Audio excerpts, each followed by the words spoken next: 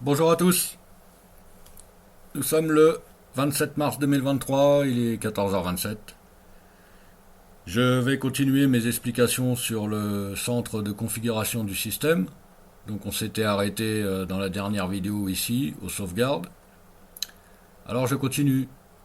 Le réseau, configuration du réseau. Donc ici c'est pareil, il faut que vous voyez, alors ça, il faut que vous voyez, que vous lisiez ce qui est écrit, si vous utilisez un proxy ou pas. Ensuite, cochez les bonnes cases. Les préférences de connexion. Si vous utilisez SSL, vous avez déjà plein de réglages. Ils sont tous cochés.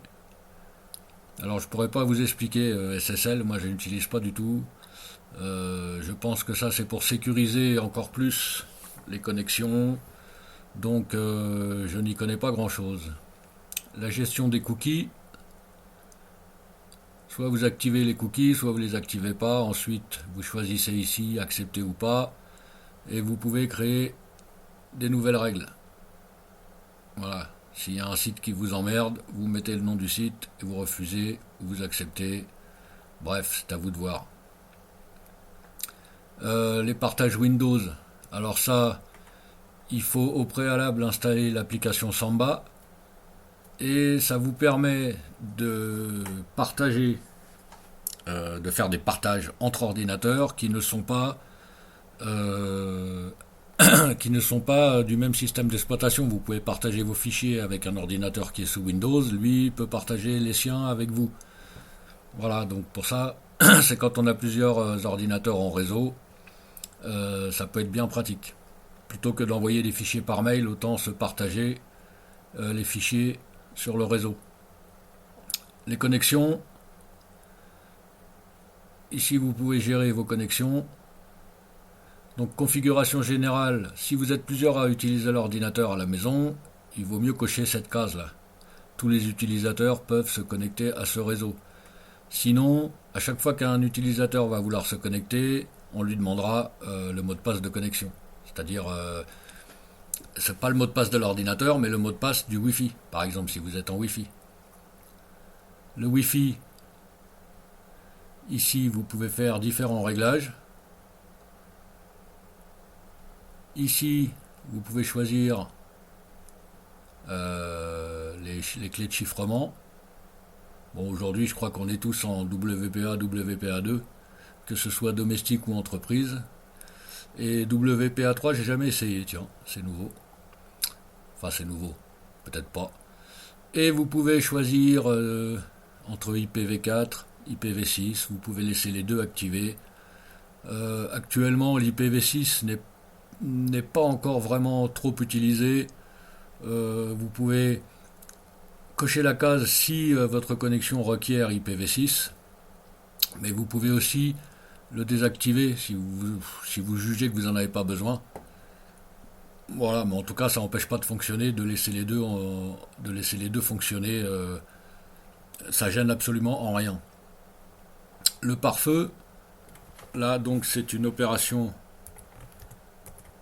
réservée à l'administrateur du système. C'est pour ça qu'il demande le mot de passe. Alors, moi, je n'utilise pas le pare-feu. C'est peut-être un tort. En attendant, aujourd'hui, on est tous reliés à Internet pour la plupart. Je pense que tout le monde maintenant possède une box à la maison, une box opérateur, que ce soit SFR, Bouygues, Free, peu importe le fournisseur d'accès que vous utilisez. Toutes ces boxes sont déjà munies d'un très bon pare-feu. Et donc, voilà pourquoi moi j'utilise pas de pare-feu, c'est parce qu'il y en a déjà un dans la box. Après, si vous avez des documents sensibles sur votre ordinateur, pourquoi pas. Voilà, en attendant, moi j'utilise pas ça. Maintenant, c'est à vous, encore une fois, de choisir. Ensuite, ici, on a donc à propos du système. Ça, je crois que je vous l'ai déjà montré. Ça vous résume un peu ce que vous avez dans votre ordinateur. Ici, la mise à jour des logiciels. Vous choisissez comment vous voulez faire vos mises à jour. Ensuite, on passe au matériel. Ici, vous pouvez configurer vos périphériques d'entrée, clavier, souris, manette de jeu, tout ça, hein. Donc là, on est dans le clavier. Vous pouvez régler le délai entre les touches, la vitesse. Vraiment, on peut faire beaucoup de réglages. Les dispositions de clavier. Et puis dans les réglages avancés, encore d'autres réglages que je n'utilise pas. Mais là, encore une fois, c'est en anglais malheureusement, mais vous pouvez toujours tester, hein. Les réglages de la souris, c'est pas compliqué. La manette de jeu, je n'en ai pas.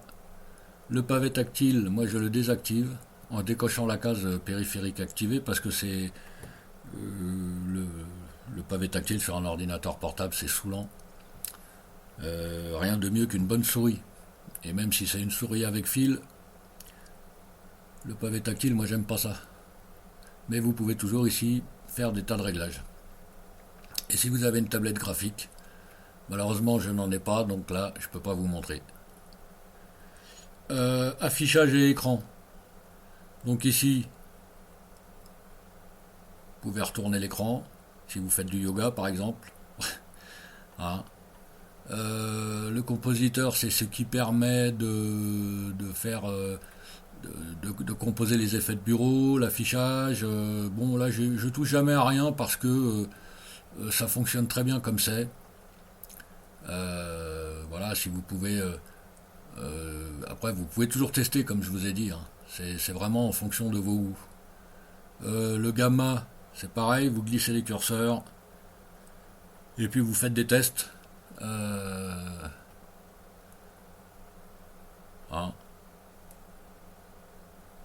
Alors je sais pas, bon. Le gamma, c'est la force des couleurs, la force de la luminosité, tout ça. Et les couleurs de nuit, si vous voulez activer les couleurs de nuit, vous cochez la case et ici vous aurez un menu déroulant. En fait, supposons que vous décidez de passer en couleur de nuit à partir de 18h, la force d'affichage de l'écran va diminuer les Kelvin, donc la luminosité, de façon à avoir moins mal aux yeux. Pour ce qui est de l'audio, ici nous avons encore des informations. Vous pouvez tester. Front, left, front, right. Voilà. Vous pouvez régler la balance avant, gauche, droite, pardon. Vous pouvez régler votre microphone. Moi j'ai ma carte graphique Nvidia, mais je n'utilise pas sa sortie audio. Et le réglage de tous les autres sons. Dans multimédia, nous avons ici encore des réglages. Vous pouvez vraiment régler les noms de fichiers si vous faites des encodages par exemple en MP3 ou peu importe en FLAC ici, en OGG. Vous pouvez faire plein de réglages. Niveau de compression, MP3, vous pouvez régler ici. Vous voyez, il y a vraiment beaucoup de réglages. Et OGG Vorbis, encore quelques réglages. La gestion de l'énergie. Quand on est sur secteur, donc moi je n'utilise pas à réduire la luminosité de l'écran et tous ces trucs là puisque on est sur secteur. Quand j'avais l'écran du portable est rabattu, j'ai réglé sur éteindre l'écran. Ça permet de laisser une application tourner, mais en baissant le capot et en éteignant l'écran, ce qui consomme moins d'énergie et qui économise un peu les LED de l'écran. Par exemple, quand je fais une vidéo, des fois ça prend 3 ou 4 heures de traitement. Donc je mets en route le traitement et je baisse l'écran de façon à éteindre. Je baisse l'écran de façon à l'éteindre. Et ici vous pouvez choisir ce que vous voulez faire en appuyant sur le bouton allumage. Par exemple, moi quand j'appuie dessus, ça éteint l'ordinateur. Ici les activités concernant l'énergie. Bon voilà, donc c'est pas grand chose. Et configuration avancée pour l'énergie. Donc si vous êtes sur la batterie, quand vous arrivez à 10% de batterie, voilà, niveau critique 5%, l'ordinateur, vous choisissez ce que vous voulez faire, ne rien faire, veille ou éteindre. Le mieux c'est de l'éteindre. Voilà. Le Bluetooth. Bon, alors là, on peut ajouter un nouveau périphérique. Donc là, je pense que il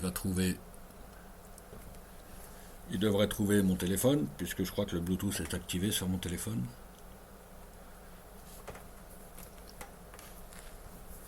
Alors,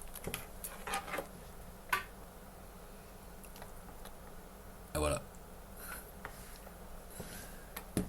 Bref, vous pouvez connecter du Bluetooth. Tous. Et on peut le configurer. Alors le gestionnaire de pilote, pareil, c'est une opération réservée à l'administrateur, donc on vous demande le mot de passe. Voilà, il cherche les pilotes. Donc là ici on voit que j'utilise les drivers Nvidia. Il y en a plein qui sont proposés. Il vaut mieux toujours utiliser celui qui est recommandé par la distribution. Bon là les imprimantes, je ne suis pas chez moi donc j'ai pas d'imprimante, mais vous allumez votre imprimante. Alors chez moi c'est une imprimante Wi-Fi, donc je l'allume, elle est connectée sur le même réseau que mon ordinateur, donc automatiquement il va la détecter et vous n'aurez plus qu'à cliquer pour installer les pilotes et votre imprimante sera utilisable immédiatement. KDE Connect, c'est pour connecter un téléphone dans Ubuntu de façon à pouvoir recevoir vos messages, les SMS et tout le reste sur l'ordinateur quand vous êtes en train de travailler. Ça évite de jongler entre le téléphone et l'ordinateur. Le stockage amovible, là il vous demande les actions du périphérique, donc ce que vous devez faire, vous voyez. Donc là c'est pareil, il faut faire ses réglages soi-même. Si vous avez un appareil photo numérique qui est relié à l'ordinateur, vous aurez plein de fonctions, plein de possibilités. Et les périphériques amovibles, voilà, il affiche là mes deux disques durs. Périphérique déconnecté, c'est des clés USB que j'ai branchées dessus. Il a mémorisé. Si je les rebranche, il ne va pas me redemander à chaque fois. Donc il les reconnaît. Et ça, Thunderbolt n'est pas installé. Donc voilà, on a fait le tour du centre de configuration. À bientôt.